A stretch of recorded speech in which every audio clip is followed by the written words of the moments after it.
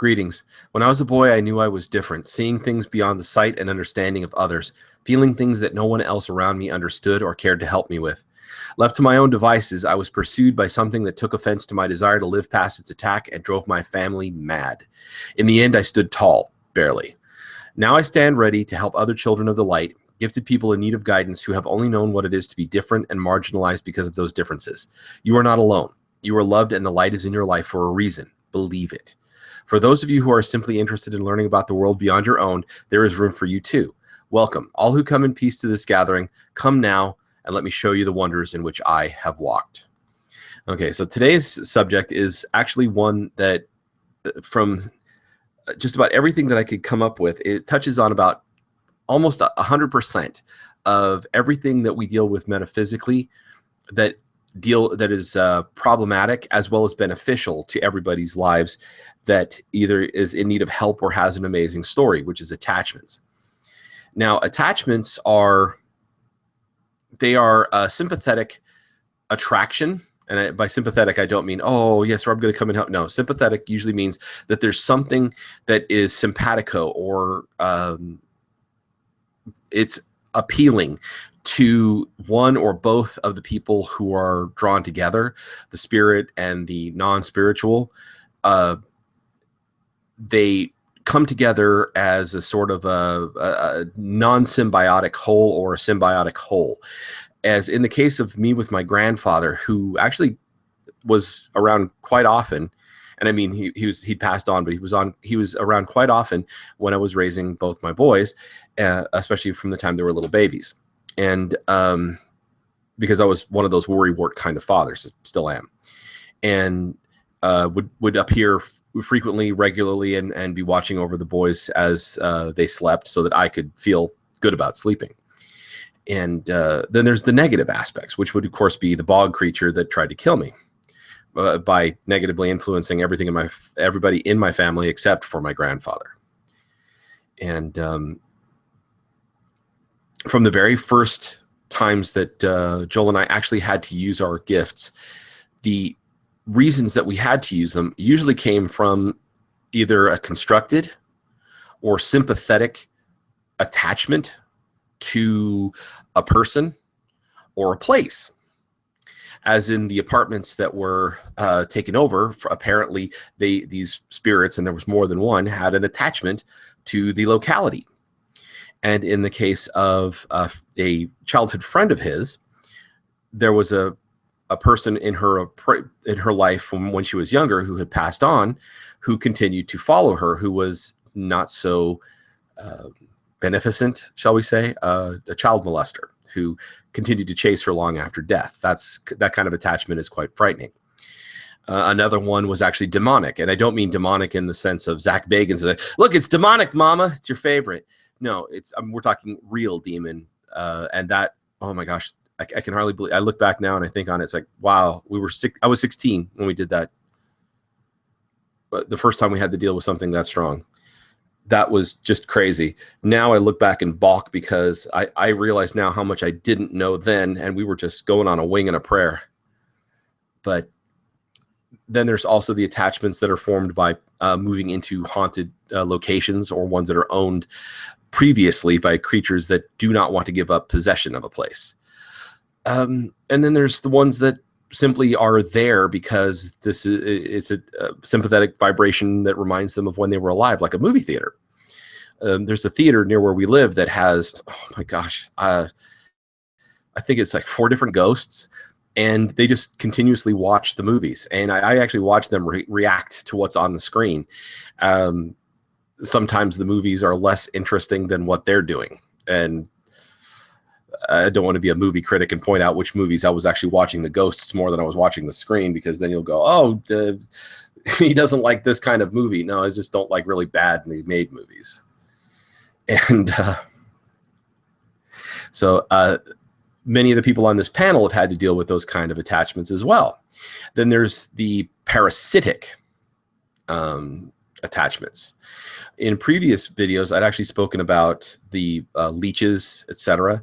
Those literally do attach themselves and can alter a person from the inside out, change who they are, alter how they act, And most of the time they'll even perceive that it's themselves. Oh no, I'm this way because I just made this decision to be this kind of a jerk today because this is who I am. No, it's because there's an attachment, or something is constantly pushing from the inside, or something moving from a medium such as a mirror to attach and drain energy from a person who has a lot of light. Now, keep in mind, the more gifted you are, the brighter the light and the greater the chance of you attracting attention. And as you'll note, I didn't say negative attention. It can be either or. It all happens to be what you encounter first or most often, or what seems to be sympathetically attracted to you. In some cases, it's simply a previous memory from life that says, oh, this person is like someone I loved, so they attach themselves to you, which can be pretty weird, especially if the person in life was violent. Now, attachments don't just drain energy. They can also cause complete changes in your life.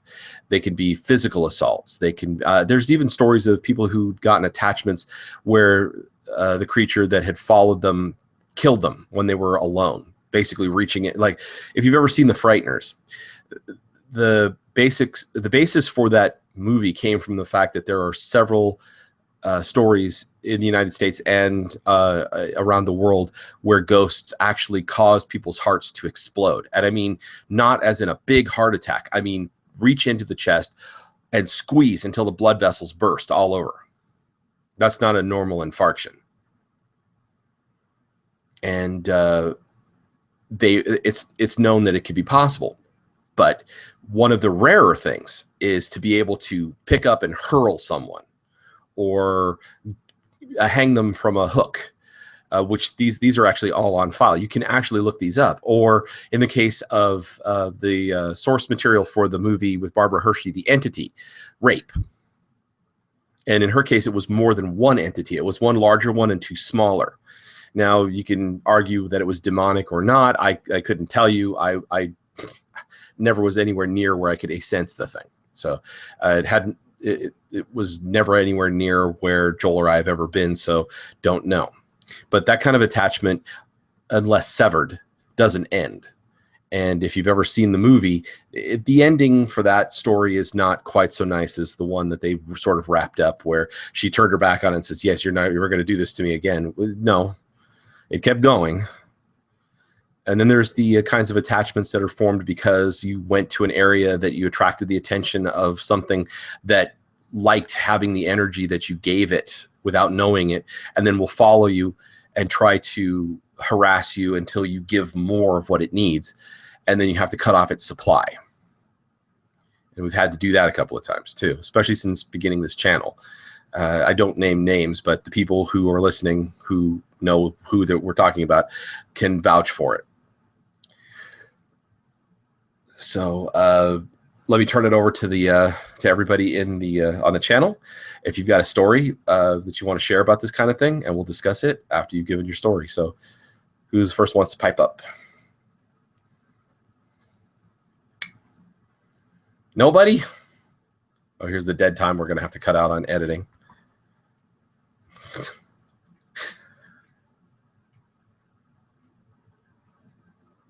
Joel must be eating. Is it smoked salmon today, Joel? No, I was actually away from my phone. So I'm surprised I don't hear any, but I guess there was one of those old wicker rocking chairs that we used to have that they used to make all the time. That was like real popular. Back, I don't even know how young I was. It must have been before. Had to have been around junior high or late elementary school. You know, we had this chair, and there was like the way the house plan was. Me and my brother shared a room, and then there was an extra room. And from where my bed was in the room, if I sat up, turn my head, I can look through and see another room in the house. Well, that was our what we considered a junk room. You know, it was like a storage room. pretty much. And we had a chair in there.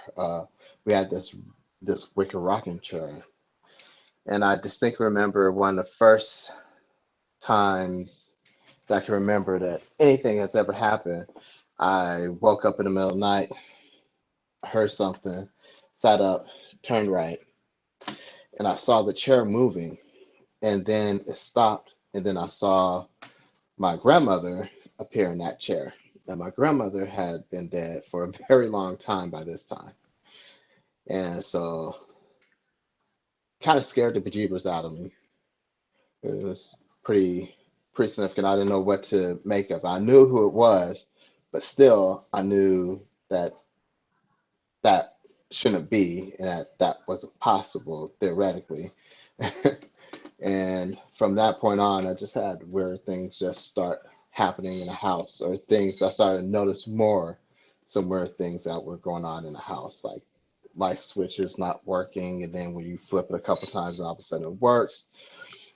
Um, my dad was an electrician, so wasn't the fuses, but you could definitely, I would have to make sure that the other switch on the other side was in its proper position, and it would be, or it'll be like towards the middle.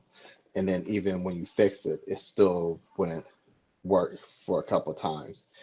And usually around that time when that happened, you can smell um, the smell of tilled earth, like freshly tilled dirt. So it was really, really strange for a while. Yeah. Oh, and my grandmother, and now this was in LA, and my grandmother died in Kansas City, Missouri. So it just kind of followed us around, just I would imagine, just to make sure we're okay. I didn't really have a bad experience in that house, but had a lot of strange experiences in that house. And that was before we met Sean. Yeah, I think I remember you telling me about it. Yeah. Which is why my grandfather being attached to his old recliner that I took with me was never a surprise to you. Yeah. Well, except for the first day I saw it. Well, yeah. So, Sonia, do you have a story?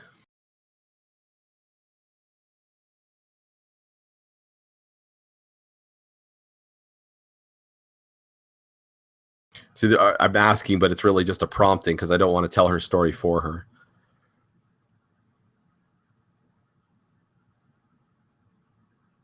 She's probably trying to figure out how to get it unmuted. But she dropped and came back, so she might be having a little bit of problems. Right. So, Farrell, got any stories for us from things that were attached?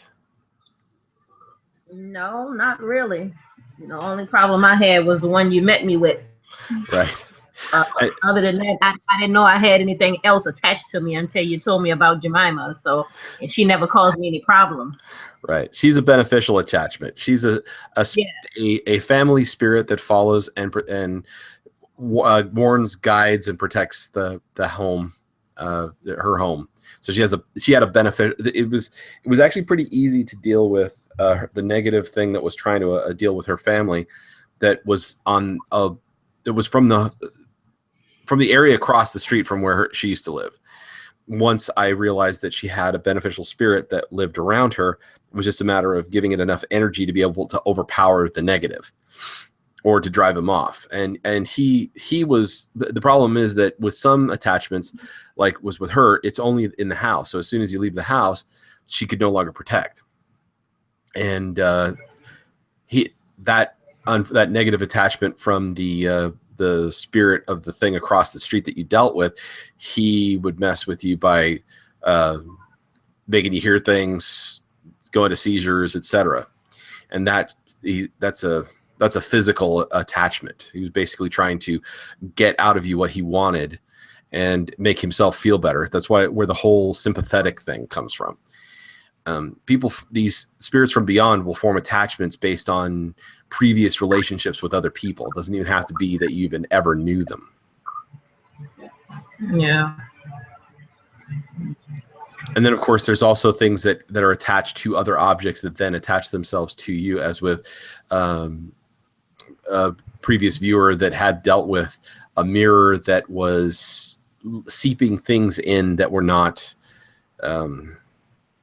savory, I guess you could say, quite dangerous. And she's gifted and could hear all kinds of things in her home, and didn't realize that the mirror was part of it until we had spoken with her. And of course, Sonia was dealing with that same kind of thing. Mirrors are a common theme. If you look up the Myrtles Plantation, the history of the Myrtles Plantation is that when the mother and her 2 children were fatally poisoned, unintentionally, the slave that had done it was intending to use her mother's trick to make herself look good by actually giving them a small amount of the poison and then using a counter agent to heal them. But she unfortunately overdid it and killed the mother and the 2 children. And to this day, the mirror that was in the house, because it was uncovered when they passed, shows their images. You can look it up, and every time they replace the glass, the backing imprints it onto the glass, almost like an X-ray still. And so they keep coming through that way because they're unfortunately stuck. Now, with the not so unhappy versions where they're actually horrifyingly dangerous, you're dealing with mirrors that are created in order to hold some portion of the energy of a person so that they can keep on reaching out from the afterlife in order to continue some version of their existence, either from fear of passing or accidentally from passing. They get stuck in the mirror and then figure out how to reach out, as was something that Sonia was dealing with until very recently, and kind of scary too.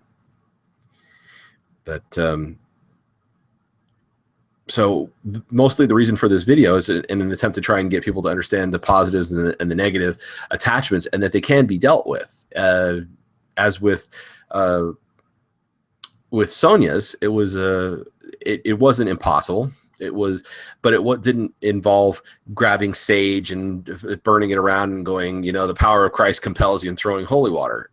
I don't know how often that works, but it's not one of those things we tried, and it didn't really work. And we had to reach across, 8 time zones difference between myself and Sonia to be able to affect a solution, which was far from simple. You're going to say something, Sonia? Yeah, like I said, I've got it. Yeah, sorry, my phone was playing up. Yeah, like I say, the mirror's been, well, you're better at explaining what was going on. It's quiet now, right? Yeah. Oh, yeah. Yeah, that was, I can credit that one being easy to Joel and watching Doctor Strange. As opposed to the first one that we dealt with, which left me feeling like somebody had worked my forearms and upper arms over with a 2x4 for about an hour. Sleeping for 2 days after that one was not fun. I'm not even joking. It hurt so bad, and I didn't have a single bruise on me. But from my fingertips to just above my elbows hurt like crazy. And I swore I was never going to do anything like that again until poor Sonia's father, who's quite gifted in his own right, realized what was happening with that mirror after she told him about what was happening. And he created the damn thing up, did some special stuff to it, and got rid of this thing into a shed where he keeps things. Think Indiana Jones and the Raiders of the Lost Ark, where they stored all of those artifacts, because we're going to put top men on it. Top men.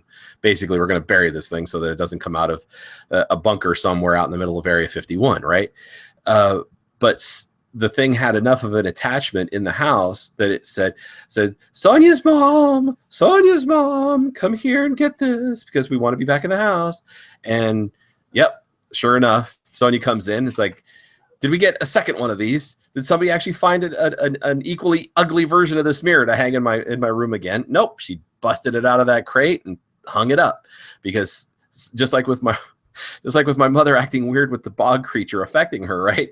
This mirror grabbed a hold of Sonia's mom and said, look, we're going to manipulate you into bringing this in the house, and we're going to make you think it's your idea because, look, aren't we pretty? And now, Sonia, what does your mother say about the mirror? It's absolutely hideous. She doesn't know why she brought it back in the house. Which is the reason why we had that video on the evil Jedi mind trick thing about being pushed, because it's a thing, folks. It really is. It is an absolute thing. And these things can reach into your subconscious and make you think that it's your own idea. I swear. There's a lot of cases of murders that were committed that people said, oh, I don't know why I did it. I was not myself. I was in, and they say, temporary insanity. I'm wondering how many of these temporary insanities were actually not insanity, but something reaching in and going, you know what, you're my meat puppet and I'm going to go kill. I have no way to be able to prove it. I have no way to be able to back up that whole idea or theory. I'm not saying that it's the truth. I'm saying that I'm wondering if that's the case, because it seems like a lot of times you'll see people and they'll do something which is completely uncharacteristic of themselves. And people who see them right before they do these acts will say, oh, well, I saw him going to go do this. And when they looked at me like they were looking at a stranger.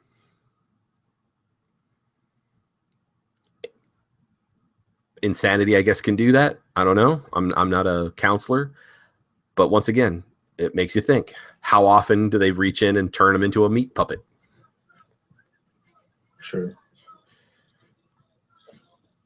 Some of these things are ridiculously strong. They can pick you up and throw you. They can punch you in the belly. When Joel and I say we've been assaulted by things, it's not a joke. We've gone and had bruises, marks, not scratches, but sometimes really sore muscles afterwards in areas that shouldn't have been sore because it wasn't like we were doing anything. Oh my God, I think I remember having ribs that were so painful after an encounter. It felt like somebody put me in a bear hug and completely dislocated all of my floating ribs. It hurt so bad, and for days. I remember that one. I was walking around like somebody had put me into a corset and laced it up 5 times too tight. Or even more recently, where a shadow stabbed me in an attempt to try and reach under to my heart and left a chunk of shadow within me, which was kind of scary and very Tolkien. Yeah. Like, I asked Joel, can you remove this thing? So, oh yeah, and he starts pulling on. I was like, oh, stop pulling on the damn thing, Nice, It's like, yes, how can you feel that? It's like, very well. Oh my God. It's funny in retrospect. At the time, I kept on seeing lightning flashes every time he jerked on it. I'm like, oh my God. Let me crawl under the desk and just pass out. Just let me pass out. Because if I pass out, then I don't know what's going on. Mercy. Reminds me of the scene in Uncle Buck with the bear bouncing on the door. And you got John Candy underneath it going, Uncle, Uncle, Uncle. Yeah. Oh my God. So when you talk about attachments, especially bringing them back from places, I'm sure people, I don't remember the mountain in Hawaii, but there's a mountain in Hawaii where you can go and they tell you do not remove anything from the mountain, including stones, because if you do, a curse will follow you. You will have, and bad things happen. There's been plenty of stories. I really wish I could remember this mountain because we're going to be going to Hawaii, and I just told my wife, do not let anybody pick up anything and bring it back from a mountain. I don't care what mountain it is. Nobody brings anything from a mountain.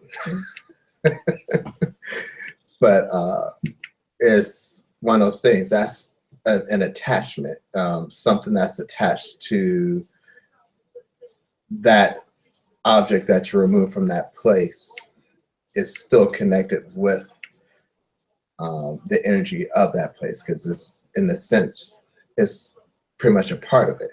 It's been there so long that the vibration match, and whatever happens, if it removes, it's going to want it to be brought back because it feels like it's losing a piece of it itself. That being said, one of the biggest things in a healing community, especially when you're dealing with healing arts that deals with spiritual and energy, one of the biggest things that causes a person to lose a lot of their energy or give power to a person or a thing is your physical objects. Especially in this day and age, materialism is not an uncommon thing. And when you have something that you hold value to, sometimes it's hard to get rid of. You can't detach yourself from it. But when things are removed from you, like I have a fidget spinner. I just got this fidget spinner. It's made out of bronze. And I find myself using this very often, just from time to time. So I just keep my hands busy. Say if something was to happen to that, because I have so much energy that I put into it, that it becomes pretty much a physical link to who I am as a person. It has my same vibration. So with that being said, that makes it a link to me. If I was to say lose it, or somebody was to come into my house and remove it from my house, I have to learn to be able to let that go. Because if you don't let it go, if you don't let the universe know that you're now giving that to the universe, giving it away to wherever it is, and that is where it should be, that becomes a physical attachment. And that person has a little bit of piece of you that they can use to control and do pushes. And it's just like that psychic link to you. And that's the basic idea behind thaumaturgy, that the small part represents a large part of the whole itself. You even find that backed up in chaos theory, which talks about how within the patterns within, say, a leaf, you can actually see the same growth pattern of the tree itself. So as above, so below. And once these attachments form, if you don't dissolve them, they can be enhanced or made to grow, or when you pass, because you can be sometimes confused, the attachments can be all that you really hold on to or remember, because it has some of your energy of when you were alive. And that's basically to like a thing. But it's possible to be attached to a person in a negative fashion as well, simply because they remind you of someone in life. And that comes back to, can be positive or negative as well.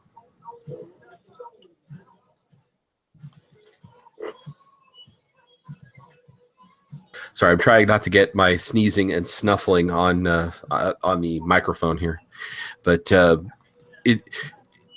what you have to remember, the story of Needful Things from Stephen King, that you shouldn't let something that you want become the focus of your life, because things come and go, and attachments to people they're good to a degree, but overgrown attachments that take on a life of their own can cause life to become extremely difficult. And you don't really want to invest yourself in that kind of thing in any fashion, so that it goes out of your control, which is why a lot of different philosophies will shun the idea of attachment, especially Buddhism. They shun the entire idea of attachment, because strong attachments can lead to doing horrible things to maintain those attachments, rather than keeping them a beneficial or beneficent thing. And they spin out of your control.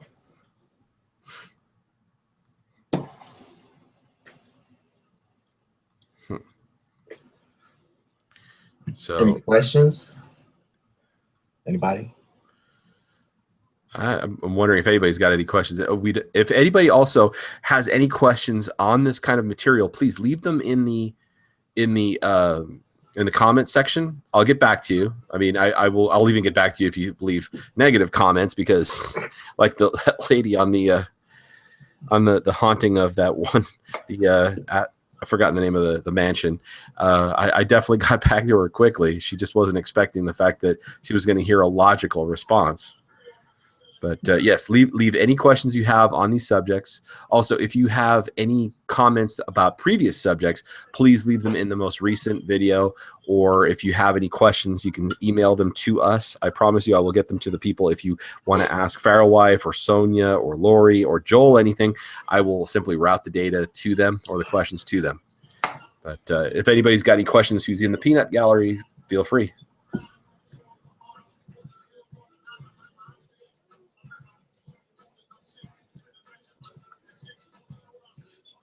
One of these days, you guys are going to be so comfortable, we're not even going to have to ask you guys to say anything.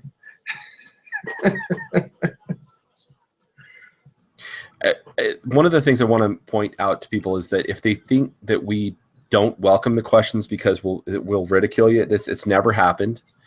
Okay, there's no such thing as a ridiculous question, only a ridiculous answer.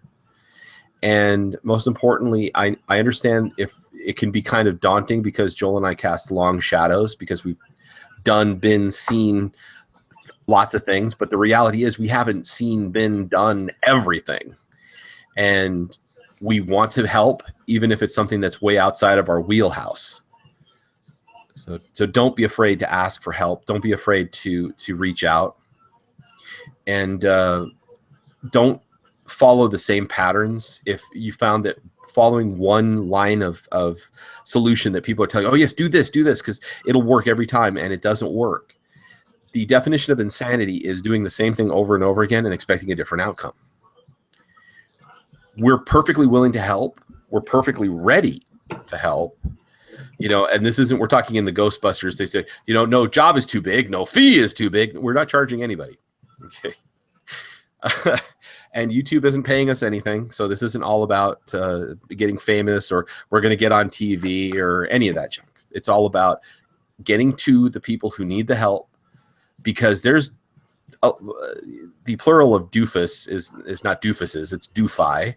So please forgive me when I say that people like in Ghost Adventures are doofi, because what was it, the episode before last, they go, yes, we're gonna bring somebody in who talks to demons, mama, through a Ouija board, and we're gonna put him on the show, and we're gonna act shocked when poop hits the fins, as if that was going to be some kind of a surprise. And then they talk about, oh, we go home and there's all these attachments. Like, oh, really? You had an attachment. Do you remember when they said, don't sit in that chair, and you sat in that chair, and then you guys went home and they asked you, did you have that nightmare? Yes, we had nightmares. There are things following us. But they warned you before you sat your ass in the chair. What part of this is a surprise? Oh, well, we wanted to make sure. Then don't complain. If you want to find out if there's electricity going through a wall socket by sticking your finger in there and seeing if it knocks you back 20 feet, you got yourself to blame. Because the other way to go is like, I'm going to go to the breakers outside and see if they're thrown. And if it's humming and the dial is spinning, we know there's power in there. Instead of finding out the hard way by knocking myself across the room with a jolt from the blue dragon in the wall.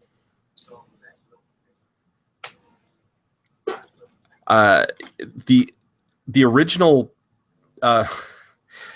sources for being able to find out what ghosts say, think, do, talk, whatever, as well as the things in the metaphysical, were people like ourselves. Before they made, spirit boxes and the SLS cameras and all that stuff, there was us. But apparently, since a lot of these people don't trust that because there's fakes, they have to have data they can grab onto, but that immediately abrogates any right that you have to be surprised when things go crazy, when the attachments happen. And I think it was it Billy's wife, because of the attachment at the Goat Bridge, she's no longer on the show. right? Because the thing kept following her around and causing her all kinds of hell. Because they said, "Can you do this for us?" And her first answer should have to Zach would have been, "How much are you going to pay me? And if this thing goes south, how many times can I kick you between the legs?" Yes, she did. Yeah. Yeah. It should. I would have. That would have been my only two questions. Zach, how much are you going to pay me to do this? And how many times can I goonie you if things go wrong? Because she's been working on the crew and she'd seen the kind of torture test she was putting Aaron, they were putting Aaron through all the time. That's the reason why Nick left the show, because he couldn't deal with that kind of stuff, and he needed people to.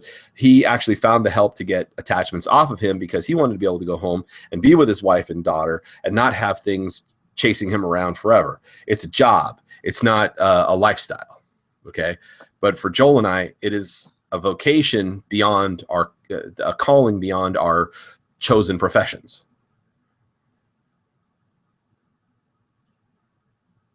So, oh, and by the way, if you're ever wondering, does anything follow me? No, anything that values itself doesn't follow me. And I'm not saying that to sound like a Billy Badass. It's the truth. Nothing follows me. When I was younger, I learned a lot about how to make sure that stuff doesn't happen. My family is safe because I make sure that they stay safe. So if I go and do anything, when I go home, it's just me, myself, and I.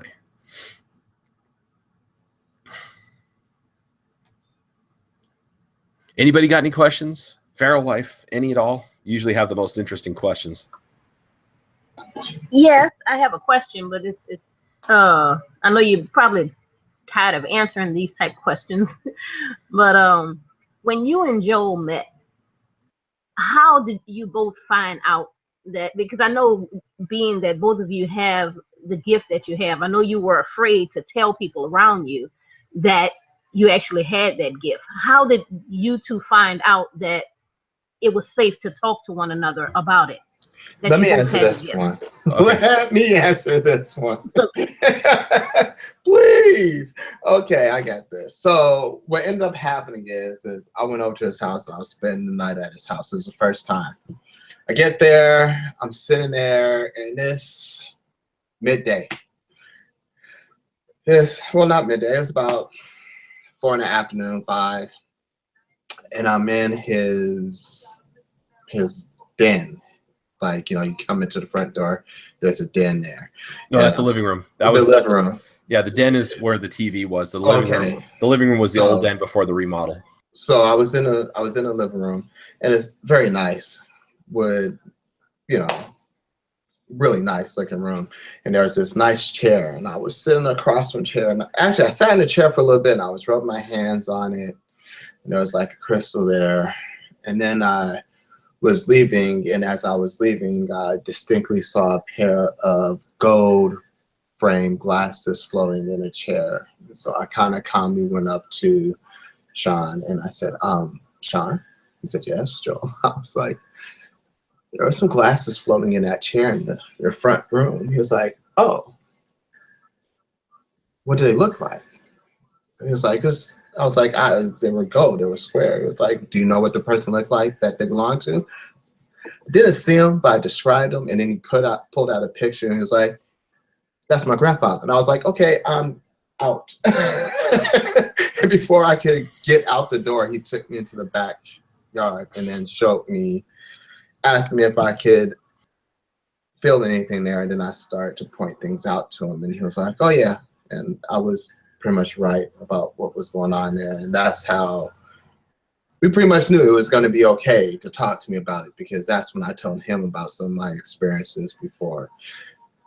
And that was how that happened. And we had known each other for, months, at least 4 months or so. So, but that's how it happens for me and Sean. How it happens for me and other people, it just happened. Like how when you was asking about your question that one day, and I would just happen to be awake and was like, oh yeah, blah, blah, blah, blah, blah. I have experiences like that all the time where I'm at work and the Ghost Adventure is on, I'm laughing about it, and the girl's like, yeah, that's my favorite show. And I was like, yeah, they're so dumb. She was like, yeah, why would you want to go there and be provoking things? Yeah, so you can have attachments. Yeah, have this conversation. So, you know, and then they impart on you that they don't talk about that kind of stuff with people. It just kind of happens.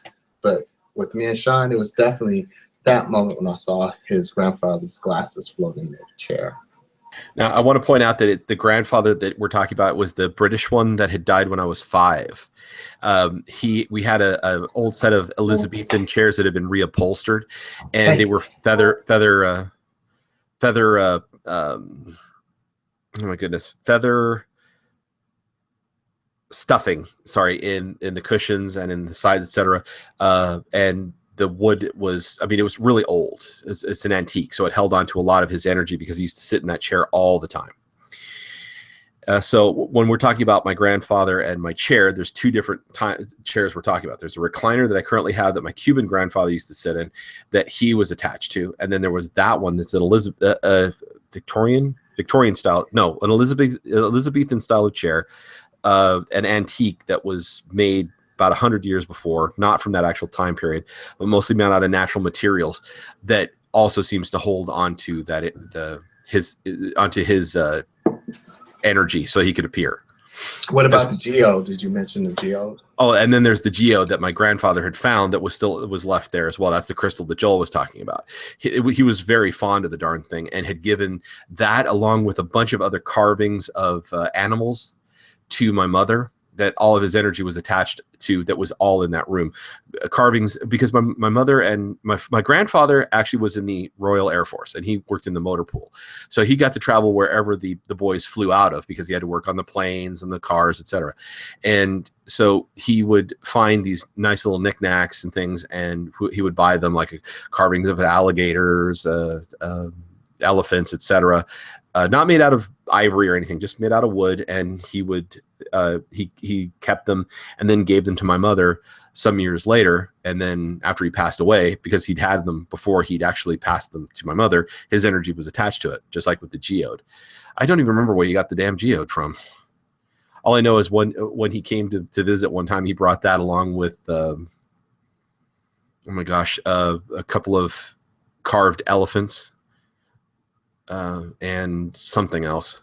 And some sandals for us too, which were really quite comfortable until I outgrew them. I remember that visit. I think I was like 3. It was before we went to go visit him, and he passed on from a heart attack.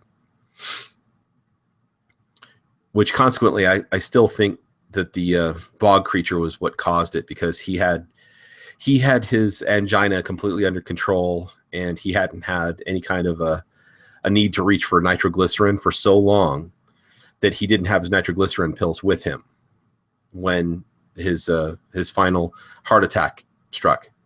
So he wasn't able to, and according to the experts he had who had gotten there after he died, it looked like he was actually struggling to get to them.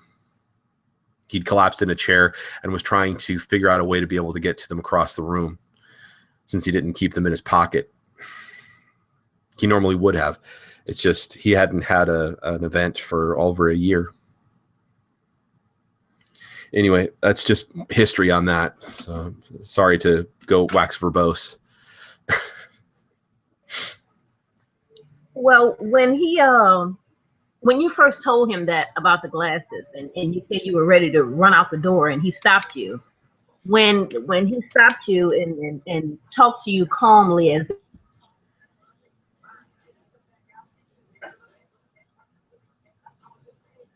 Hello? in your life that could make you feel comfortable about the gift that you have, or because you say you had been seeing things, and then you started telling him that you had been seeing other things before. But was that a calmness in your life to meet somebody who is like you? Was that a big help for you there? I don't know. It was nice to have somebody to talk about that kind of stuff with. I mean, I kind of talked about that kind of stuff with my mom, about how I was having dreams, prophetic dreams, and deja vu moments, and how I talked to another person in my family about being able to touch things and be able to glean the the energy, like information from what I'm touching about like pictures of people and things like that. Did they have a gift too, or did they look like did they believe you or not believe you? How did they feel when you? Well, getting to that, yeah, that's what I was going with that. I was able to talk to them about it, and they never did make me feel crazy or anything like that at all. My mother actually allowed me to buy books and watch shows about ESP and stuff like that, and that was a big thing I was getting into, and so I knew about that. My mom was telling me about how we have Native American heritage, which was kind of like she didn't disbelieve, but she was it's more like skeptical about the situation. But she didn't like make it seem that way. But she just let me know like this might be what's going on. She kind of hinted at like this could be why this is happening, if that makes any sense. So Yeah. I had that behind me, and I was always interested in things like ESP and things like that. So I was already starting to read stuff about that, like the crystal skulls. Like by the time I was in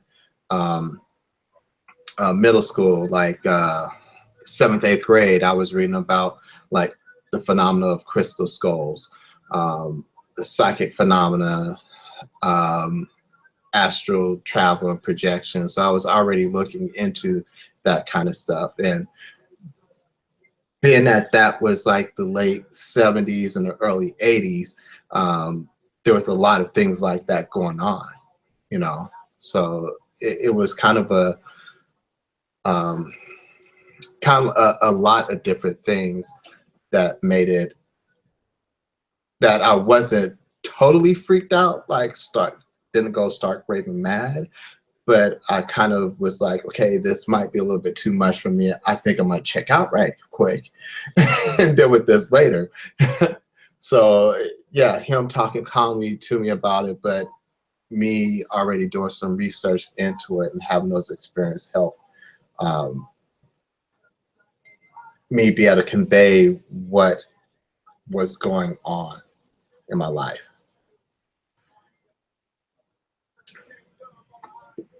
My purpose for asking that question is basically just like the question I asked you when I asked you how Jemima felt when she saw you and recognized that you can, pass me messages from her and talk to you and stuff like that, because it's the same way I felt when I met you, when I was having the problem that I had. So it's like a calmness. It's like a happiness to know that someone can actually going through and see what you're going through and make you not feel crazy. So that's the reason why I asked, because to me it feels like a great relief off of you when you actually find someone who is like-minded with you, and it helps so much, a great deal in life. Well, I think for basically, I just want to tell all of you, thank you very much for being here. I would think that I was crazy. I just want to say I love all of you for being here. When I was going through what I was going through, that's the only reason why I was asking that question. No, sorry. That's okay. No, that's fine. That's totally fine. And everybody has like how you have that relief knowing that you're not crazy. I had that release of just being able to talk to somebody about it openly. That's important because you have to have that. And especially nowadays with the internet and people being able to just feel like they can bully people and say things and mistreat people because they have like a screen between them, and it makes people take that out in their everyday lives because they're used to interacting that way with people. it's hard, and it's good. I'm glad that you was able to find us in a time where you were struggling. You needed to have somebody be there. And the one thing about it is when you give to people, usually find each other at that breaking point. And when they don't, that's when things can be bad. But I'm very happy that I was able to meet you and be able to be here to know that we're making a difference. That's what this is about. That's why I decided to be a part of this and not have a screen name and just have my regular face and name there. The nature of trying to help now, because Joel and I have spent 30 years of finding our way through this to the point where we've now got everything under our belt that I think we were meant to get under our belt. Family, learning how to deal with our gifts, how to like for myself, teaching my boys how to deal with it, which is an ongoing thing, especially since my youngest he's now stepping into my old shoes, and he has every gift I have, every gift. And I have to watch for all the issues that he's going to be dealing with. And because of all that experience now, we feel we can now, we've turned all of the attention inward that we've needed. And now we're receptive to helping the people out in the world, because we've got to. If not, there's going to be, I've reached my breaking point repeatedly. And when the last time we did a video, it was no joke. Ask Joel. I was suicidal. Okay. Because I felt nothing was ever going to get better. I didn't care that the Wendigo was after me. I didn't care. I wanted to die. I thought, well, dying by Wendigo, that's as good as any other. And because of it, it didn't come after me anymore and left. So if that was how low I got, how low do other people get before they reach out for help? In some cases, they get past the point of suicide or craving death and just accepting it, like a person who's constantly being tortured. They're constantly being beaten down, and it just becomes life, sort of like a kidnap victim or somebody who's in bondage and constantly being beaten, raped, tortured, or whatever. It becomes life. As horrible as it is, they just don't ever move past that, because especially in this society nowadays, it's either sensationalized and isn't it cool because we went and risked death, or it's dismissed, completely dismissed. And it's not a joke. Joel and I get exposed to things all the time. Like this person that he was speaking with the other day, because of the residual, and this is, okay, we're going to go down the rabbit hole here.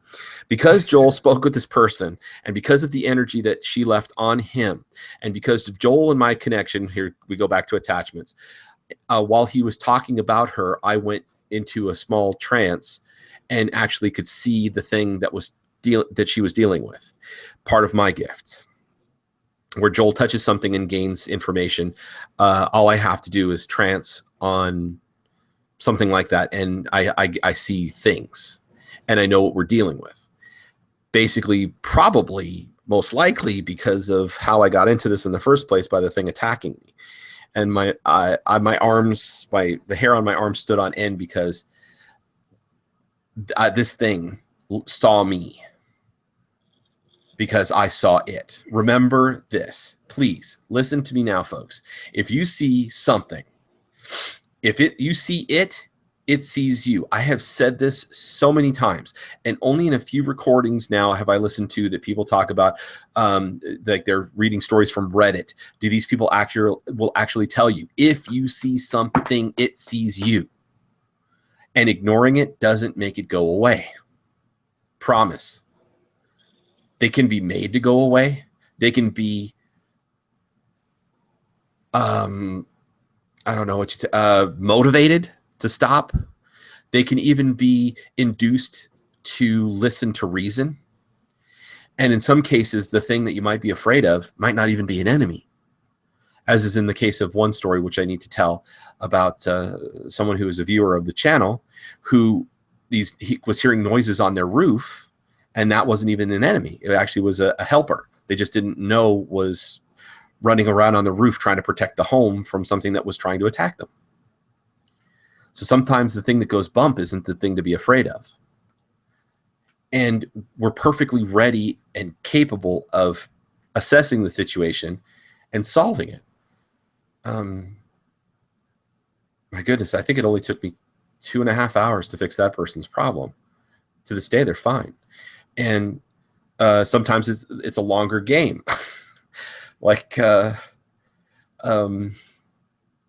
thing that was after your friend Joel, the child molester, that took a little bit longer to deal with. Yeah, I think it was the 90s when I finally dealt with her issue, but it was no longer chasing her anymore. It actually had its little attachment chain redirected to me because it was angry that I stopped it from being able to go after her.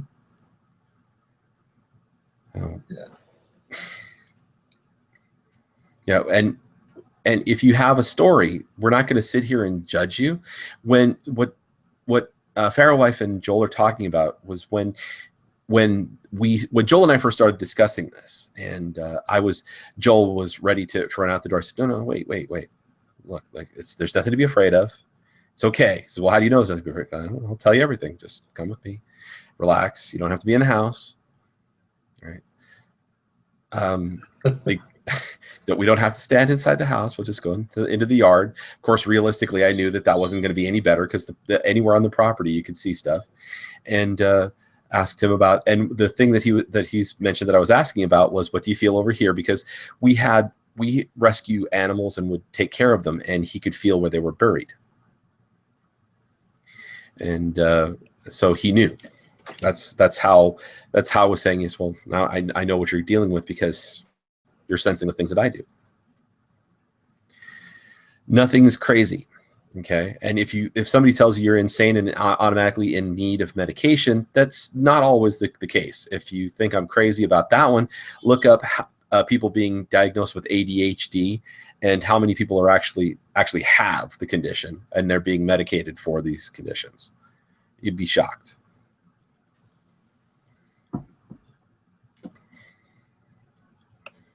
Anybody else got any questions? No, I was just, like I said, it was just calming to me to know that, even because basically the main person who was driving me crazy was my landlord. When I tell her what I'm going through in her house, she's looking at me like I'm crazy and acting like I'm crazy. That, the reason why I keep passing out, having these seizures, is because there's this man talking in my ear and keeps scaring the hell out of me, having me running around the house, running from him, for her to act like none of this ever happened. And the neighbor across the street to come and tell me that man actually succeeded in killing the last person who lived in the house. Just had one of his friends who normally come over, pick up a gun and just shoot him in front of his entire family. And when I told that to the landlord was telling me some crazy stuff about she didn't know, she didn't hear nothing about no death or nothing in the house or whatever. And the people across the street told me she's alive. By her being a police, she knows all that. It's all in the police records, which is why she moved out the house herself. So she has me going crazy over stuff she already know about. The last tenant was killed in the house, was shot in the house because old Frenchie got into a normal friend just coming to the house and made the man shoot him. Thank goodness my husband was in the state he was in, because by him trying to use my husband to get to me and my husband already being crazy, he couldn't use him. So that saved my life. Other than that, I would have been dead too. The dangers that come from the other world are noticeable, especially when once you eliminate everything else and you realize that these guys are there doing things, then that there is it's either insanity or it's something coming after you. And also, there will be people who make excuses for things, going, oh, well, you have no idea what the human body's capable of. Of course you can manifest bruises and things like that in places you can't reach. And oh yeah, they must have thrown themselves across the room because why not? No, it doesn't work that way. and never having a history of seizures or anything like that before. They go, oh, well, they can manifest at any given time. Well, no. You read this stuff and you talk to doctors and they're saying, well, that's really atypical. And atypical means that they haven't encountered it enough to be able to say, yes, this is common enough that we can plot this out on a chart and say this occurs and that occurs and this is what would have to occur and in order to bring it to occurrence, etc. They just go, no, it's atypical, which is a sort of like saying we don't know, but we don't want to look dumb.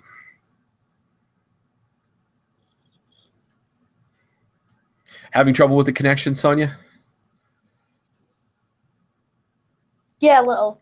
I have a question. You know, like how it started affecting me. Is that normal? Or is that just that? Okay, the whole idea of normal. No, but you know what I mean. No. I'm just trying to say there's no, the concept of normal indicates that there's like an average that I could plot out. There is no real normal, but how the mirror was affecting you was, I would say, not normal, because it was aiming to drain a gifted person of enough energy to be able to do more. And I can honestly tell you that before, what I saw it was doing to you, I'd never seen that before. Keep in mind, I have dealt with 1, 2, 3, 4, 5. Before starting this channel, five attachments. That's it. And I'm not talking about the parasitic kind where the things will attach themselves and drain you of energy. I'm talking about just attachments of the type that you would normally see in a movie, because that makes good movie making. What I saw happening to you was like something right out of a horror film. I mean that in all honesty. Not that I've seen that in a horror film, but something that you would expect to see in a kind of a horror film called body horror, where you see crazy stuff happening. Think John Carpenter's The Thing. Think Hellraiser. Think help, Joel. I can't remember any others that are body horror right now. Human Centipede, that kind of thing. That's what we're talking about. We're talking that where stuff is going on metaphysically that I would never even imagine. Never. So the dream manipulation then? Dream manipulation is common, though. Now, that is normal. That is when something wants to get into your life, it starts affecting you enough where it starts bending your dreams around corners. Joel and I, a long time ago, learned how to actually be able to link, if we're close enough, we can actually link dreams so that we could have something similar occurring. And we'd wake up and tell each other what had happened. And we named it dream fasting after the term that they used in Dark Crystal, when Kira and Jen touched each other for the very first time. We used to do stuff like that. And when I went up to visit Joel, if it wasn't for the fact that our sleeping patterns were so disparate and different, we probably might have. Yeah. So the tree thing, what was like in my neck, was Head, not really the side of your head. Side of my head. Then. Yeah, no, I've never seen anything like that. I've never seen a horror film like that either. If I was to describe it, it would and if I was to describe it, and when I pulled it out, I felt so bad. Oh my God. I not only felt bad, but the damn thing was, yeah. And she felt it when I did it. And I wasn't even talking to her to let her know it was happening. I just pulled the damn thing out. And what's the most disturbing part about it that I haven't mentioned to anybody, when I pulled it free, it started screaming. Oh, lovely. Yeah, it was like, ah! It's like, shut the fuck up. Oh, Sonia wasn't screaming. It was. It's like, yeah, get off. Pull the thing, and I felt so bad because that I looked up at the screen and Sonia says, "I'm gonna have to go lie down now." I'm like, oh shit. It's like, yeah, I should have waited for Joel, because Joel could have probably done it without any pain. I hurt for a few days after that. That was awful. And it left this gaping hole in the side in your left temple, just next to your eye, that began to close slowly. And the thing was in deep. My God, it was like at least a finger's depth in you. And the branch was large. I can truly tell you, I've not seen anything like that in any kind of a movie anywhere. And why did it chose? You said the mirror was ringed in metal, right? Or was the frame made out of wood? It's like the back is wood, but it's framed in like copper. But it's like a goldy, yellowy thing. So I think it's copper. Well, that explains the color of the wood and the fact that it was wood, probably using extrusive versions metaphysically of the wood to reach out. Yeah, that was. And when I pulled the thing out and it started screaming, I was like, God, how do I shut this thing up? And then the gatekeeper came out. And the gatekeeper is like, you busted. It's like, shut up, dude. I've dealt with worse. When what came after Pharaoh Wife decided it wanted to accost me, it was a similar situation. He comes in barreling through the side of the kitchen, through the kitchen window, as I'm talking to Jemima to get her to stand up. She was hiding from everything because she had become so weakened protecting Pharaoh Wife's family from Hurricane Katrina, that she didn't have any energy left to protect the family or herself. So she was literally hiding by folding. And here we're going to get people asking questions. How do you do this, Sean? I don't know how they do this, but she had folded the stove around herself to hide herself. And the best I could say is, if you want to get an idea of how she done it, watch Harry Potter, the second to last movie, when Slughorn, or was it the third to last, where Slughorn turned himself into a sofa to hide, that kind of thing.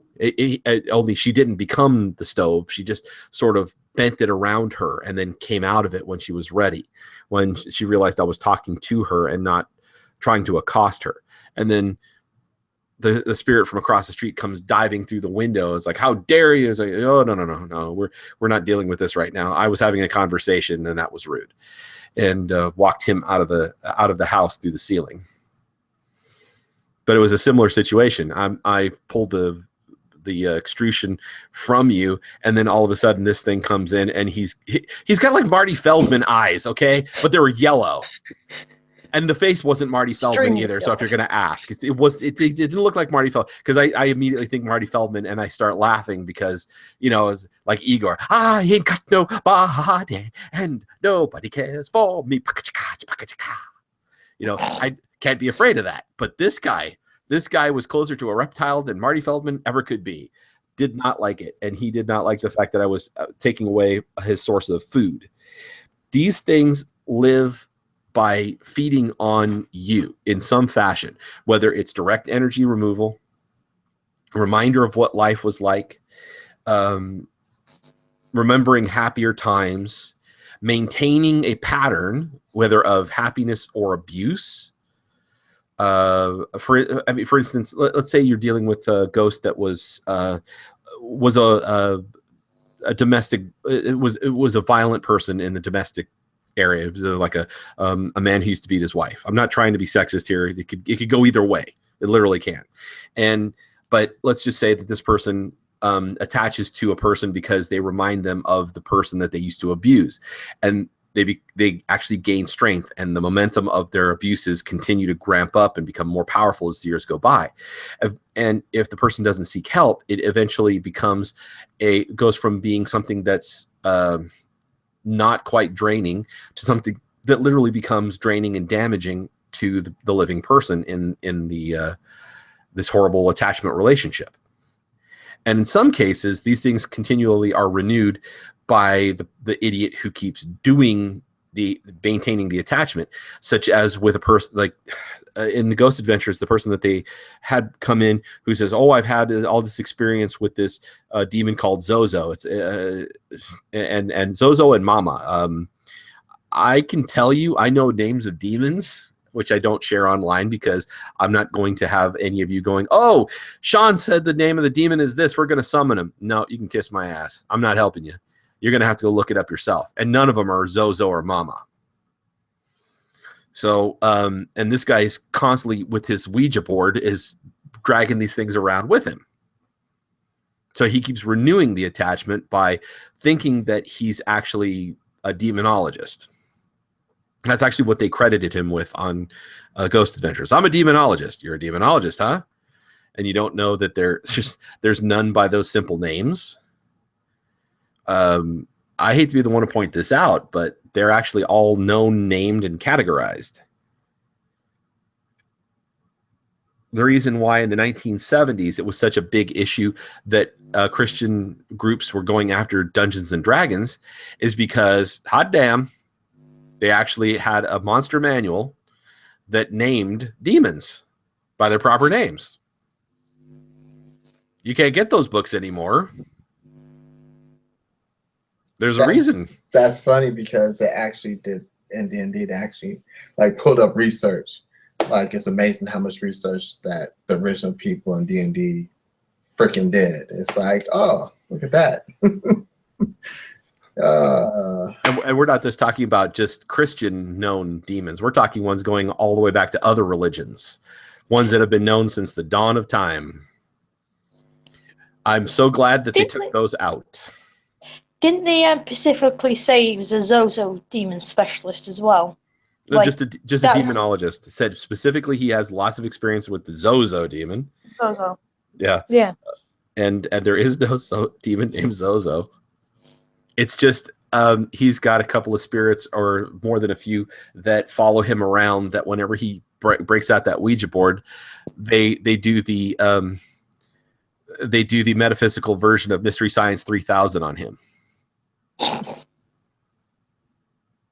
Unfortunately, their idea of fun is dangerous to humans, and they really started scaring the living crap out of Billy Tolley because they could tell him things about himself and his family. And if you watch that episode, you'll see the guy, he's the poor dude's freaked because they knew things, but they weren't demons. If they were demons, I can tell you very specifically, the very first time I was actually in the presence of a demon, it has this feeling on your third eye as well as your physical eyes, like something is cooking the top of your eyes. Like it's really hot. Like you're staring at the color red and there's no red in the room.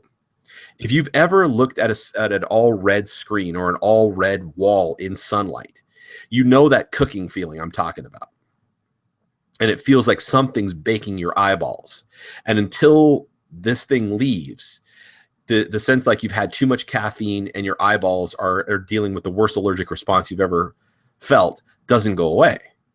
And I'm watching this show, and I just got this feeling like you got two people like Bill and Ted behind this guy constantly laughing at the information they're giving.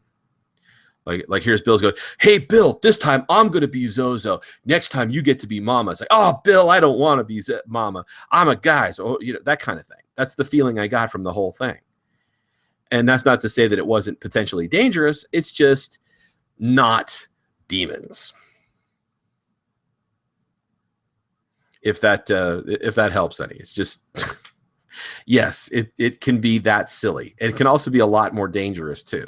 Not to say that what this guy is doing doesn't have the potential to cause serious harm in his life and in the other places where he's going when he does this, because the creatures that follow around are very capricious and they can do whatever it is that they think will entertain them in the afterlife if it suits them at that given moment. Right down to as you're driving away from one of these sittings where you're talking in front with the Ouija board, grabbing a hold of the steering wheel and turning it really hard all of a sudden. And, oh, look, there's a semi you're now the hood ornament for. It does occur. What is it called when you have the ability to talk to someone?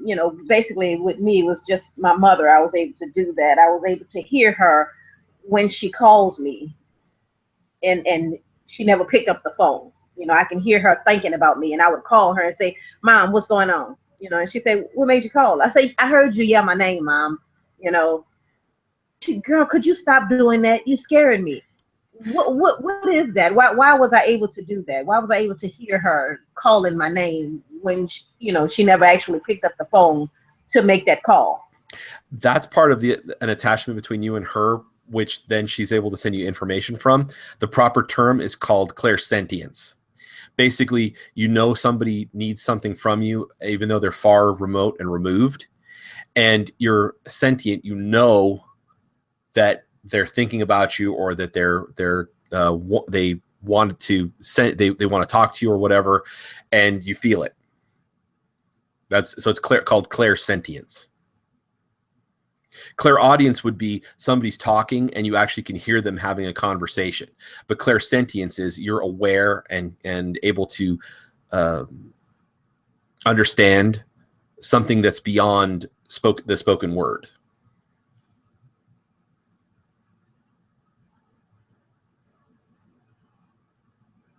Hope that helps. Everybody went quiet. Okay, I was talking and I didn't realize I was on mute because I was trying to type it in on Google, and when I type it in, Google fixes it and makes it a clear sentence, like a sentence you're saying inside of a book. Oh, good grief! Could you spell Claire? Claire is CLAIRSENTIENCE. Clairsentience. Okay. And the other one you said is audio sentience? Clairaudience. Clairaudience. Mm-hmm. Okay. And being able to see through somebody else's eyes, which Joel and I did that more than a few times. That's clairvoyance. Oh yeah, I've heard of that before. Because Joel got me doing a lot of homework now. Question I asked him yesterday. He told me he's got you doing the notebook thing. You know, he's saying, you know, everybody's got to get organized. Like, you know, Joel, I was never that organized. I kept small notes and everything else was in my head. He's like, yeah, well, that's you. That's you. I'm like, yeah, I know. So all I did was keep a few notes here and there, and everything was all running around the inside of my head because you press a button. He's like, Sean, tell me about this. Okay, blah, blah, blah, blah, blah. It all comes out. Don't worry, that was me too. So it's just I'm just trying to help streamline it so you can go back and look it up, because let's face it. Yeah, you may not be able to remember everything the first couple of times. Over the years, I lost many of books, and if I would have just had like so many reference materials, if I would have had kept a notebook, it would be just easier to go back, so I can give you guys specific names of different things, like the mountain in Hawaii I was talking about. Well, according to the internet, it's also any lava rock. Don't take home any lava rocks, because apparently it's it invokes the wrath of Pele. Yes. So trust me on this one. I would never take home a lava rock anyway, because there's a huge amount of strange energy in there, and I'm betting you it's not the wrath of Pele. It's the fact that it's primal stone, which means it's giving off huge amounts of energy and will empower anything negative or positive in your environment. And the only time you hear about people complaining about anything is because, of course, when the negative gets empowered and once again the manure hits the fins. People tend to complain, you know, the squeaky wheel gets the grease when bad things happen. They're not going to go, oh, I took home this lava rock and I won the lotto.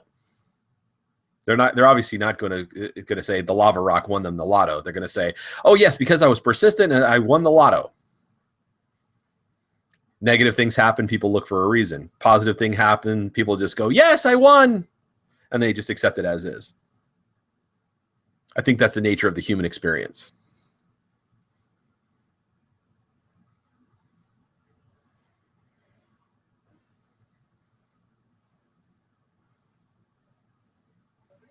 Trying to unmute myself here. Another question. Is there a way, or is there an energy that you can have to be able to see or tell when you go through the grocery stores which of those foods are organic and not which has the energy and which don't have it? That I don't usually see it, but I can feel it. I don't usually see that Okay, so on like if the groceries are organic. I can tell when they've got poison on them, and I can also. This is actually this is a true story. Whenever my wife goes to the market and she picks groceries, right? So if she picks the food, they don't last very long. It'll either rot quicker. And I mean, we're talking things that she'll buy after I will get other heads of lettuce. The stuff I bring home that I lay my hands on will come home. They'll stay fresher. It stays fresher longer. We're not sure why. And she also can't pick a jalapeno pepper that's hot to save her life. I mean, you could put a pile of them in front of her and she'll indiscriminately pick these and they're not even hot. But they'll send me out to do the same chore, and I'll come back with these ones that are so hot you could start a fire just by rubbing two of them together. Or the heads of lettuce last longer, or I find them more tasty. And this is from just practicing getting attunement with nature and feeling energy flow through me. So I don't actually pick it because I see it. I pick it because I'm sympathetically attracted to it, which is similar to the attachment thing. It gives off the vibration. I feel the benefits from it, and that's the ones I choose. Same thing with apples, oranges, any kind of vegetables, stuff we grow. In fact, we're even growing our own strawberries and produce in the backyard. And the stuff that comes out usually is the tastiest we get. And it's just a matter of working with energy long enough that you just can't go wrong. Otherwise, it's learning to be able to feel somebody's going to sue me for this, feeling the little bits of death on some of the produce. And I'm paraphrasing from Edgar Allan Poe. He actually said, "Oh, sleep, those little fragments of death, how I loathe you." And this is it's the best term I can come up with for all the poisons and the stuff that's negative in the produce. You can feel it.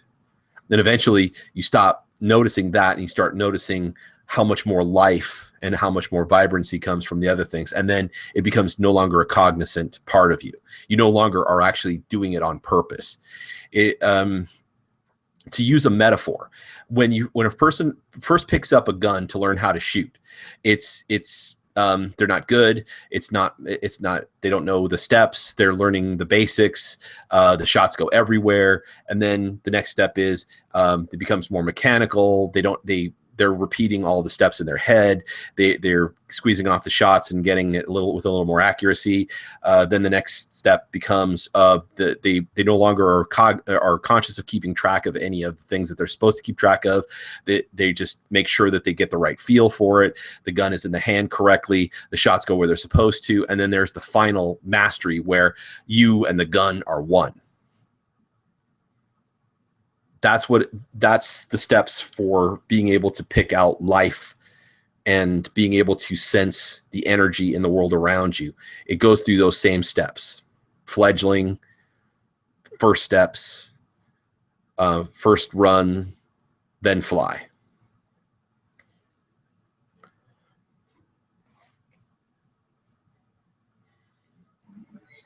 why is it that sometimes when you are around negative people, it feels like and by so fast, like they're taking up so much of your time, you're getting closer to death because you're near them? You know, like when you're not around negative people, like when you were young and you were kids and you're hanging around other kids and you can sit there all day like, man, I can't wait till 3 o'clock. I can't wait till 3:15 in order to get out of school. And the day seems so long. But once you get older and those same people become negative and start doing wrong things in their life, you'll be like, God, man, it's 3 o'clock already. You know, you can feel the time passing by so quickly. When you're around negative people, it's like they're draining your life out of you. Why is that? Joel, have you got a theory on that one? Because that one's beyond me.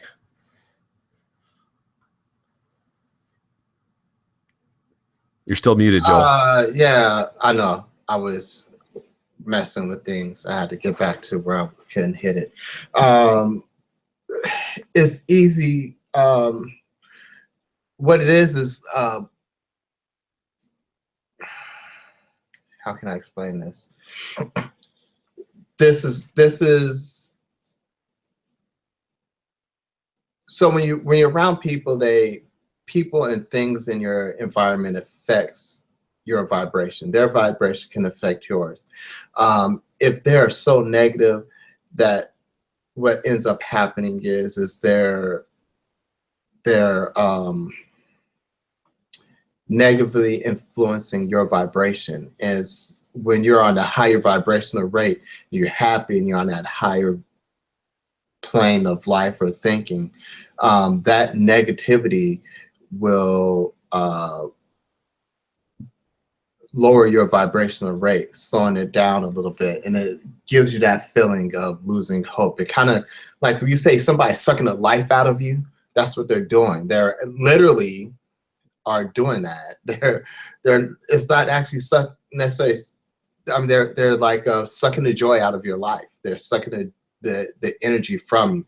They're feeding their negativity. Their negativity is so strong, and what it's doing is causing your vibrational rate to match theirs. That's why, which at the same time, which at the same time brings them up. By the way, yeah. So, and what ends up happening is you know it's like equilibrium. When you get two energies, energy fields together, they're going to try to meet an equilibrium. It's just one of those things. And the other thing is like, that's why it's important. And I know we talked about this before, like when I first started off with this group, clearing your energy and crystallizing your aura, like strengthening your aura, protecting your aura. That's why you need to do that, because every day these people, you walk around these people, these different energy fields, and it affects your energy. If you're haven't got to the point where you can ground yourself with who you are and what your energy field is, these other people's energy field can easily knock you off balance. And that's why that's important. It's not just important for it's important for daily life, as well as it's important when you work with metaphysical things. You need to be able to define who you are and what you're feeling before you get around these people, because they will literally suck the energy out of you. And that's why, like, when you're dealing with, like, even in the Bible, they tell you that, you know, you should fellowship with people with the same, with more believers. It's the same thing. That way they don't, your energy fields don't clash and cause you to break your faith or break your energy field. There's also an old saying that my mother had on a needlepoint, which I've never forgotten, that it goes like this. Do you love life? If you do, then do not waste time, for that is what life is made of. Or if you want something that's a little more recently relevant, we can go with John Lennon. Life is what happens when you're busy making plans. So time and your perception of it diminish as people make you want to, or they suck the energy from you. Like right now, we've been talking for about an hour and a half, and it feels like we've been talking all day long, 7 hours long. And because the company is pleasant, the subject is interesting, and I have a deep connection with everybody here. So it feels like we've been doing this much longer. Okay, see you later, Fair Wife. So the perception of time, Bye. See ya. So the perception of time gets altered in that fashion. In any case, in the chat room, Demona asks, I have a friend that I walked through cutting cords. After she did it, she felt like there were holes in her. Is that normal? Yes. If you have attachments to people, hi, Maria. If you have attachments to people, it means that you care for them and you've been sharing of yourself, of your energy to them. And it takes a while for those holes to close back up, because they seek continuously to unite with the people that you feel that you know that you love and that you reach for. So when I took that thing out of poor Sonia's head, yeah, it took a while for the hole to close up, and I think I mean I kept checking in on her, and it was still open days later. And I swear, the reason I never didn't become a paramedic or a nurse, Joel's a much better man than I'm just too super squeamish. I looked at, I mean, I could see the thing closing up slowly, and the edges of the hole were ragged and puckered and angry looking like they were infected. But after about 4 days, because I kept asking her, I was like, you feel, until the 4th day, I said, you feel better now? I said, oh yeah, I feel much better. I was like, good, because it's closed up by now. And I look and see there's no opening left, but there's still like a dark mark, like somebody took their pinky, shoved it into ink, and then dabbed it on the side of her head. I haven't looked to see if it's still there though. I hope it's not. Well, like I say, when you first did it, it felt like somebody just punched my chest and shattered my rib bones, like in Mortal Kombat. That can hurt like hell. And Yeah, my left eye did not feel good either. I'm not doing anything like that again until I get my next Reiki attunement, because my best judgment in that situation was, well, let's just rip the Band-Aid off real quick because that's got to hurt less. That was a mistake. Yeah, I was like, whatever happened to 2? It's funny when I look back on it now, but I was cringing for like a week after that. Like, oh my God, get me out of here. Sonia's gonna hate me. No, I was just dealing with the pain. Yes, she's gonna hate me. It's like, you did this to me.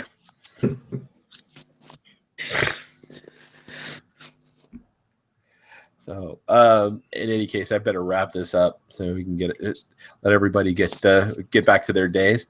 Okay. Well, my day's over. Well, I'm talking about everybody here in the States. True. So, farewell to you all. May the blessings of all you hold dear keep you safe until once more our paths meet.